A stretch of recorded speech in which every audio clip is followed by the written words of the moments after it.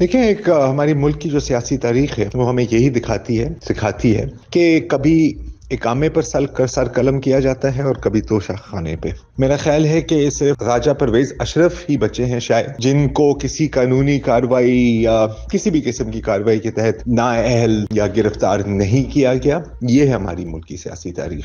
और जो बड़ी बदकिस्मती की बात है मेरी नजर में कि जब वक्त आता है कि सियासी कुव्वतें, जिनको हम जमहूरी कुव्वतें कहते हैं या जो भी कहते हैं, जब वक्त आता है कि वो हाथ मिला लें एक दूसरे के साथ, उस वक्त इतना गरूर होता है क्योंकि वो वन पेज का जमाना होता है ना जी। जैसे आज वन पेज का जमाना है, पिछले दौर में वन पेज का एक जमाना था। उस वक्त इक्तिदार का नशा और बड़े घर की सपोर्ट आपको इतनी अच्छी लग रही होती है कि उस वक्त आप समझते हैं कि आप ही आप हैं और कोई नहीं है।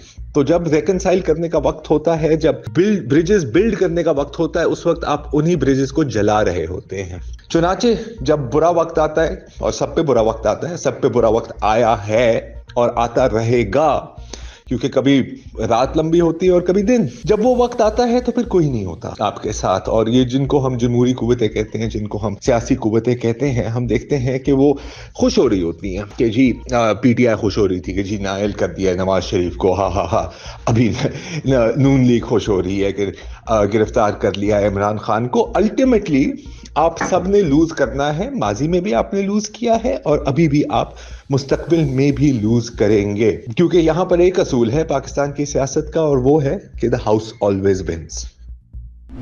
मजीद न्यूज अपडेट्स और डिजिटल स्टोरीज के लिए सब्सक्राइब करें डॉन न्यूज पाकिस्तान।